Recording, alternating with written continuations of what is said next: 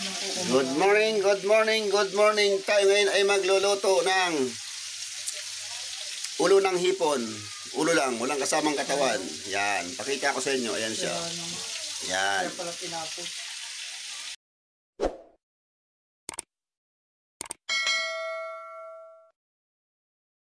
Ayan na guys, ang hipon.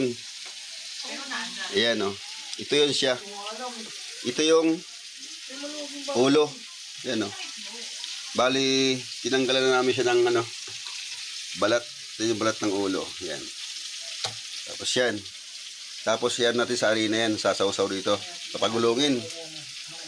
Tapos, diretso na doon sa kawali. Ayan, may nakasalang na guys. Ayan o. Yan.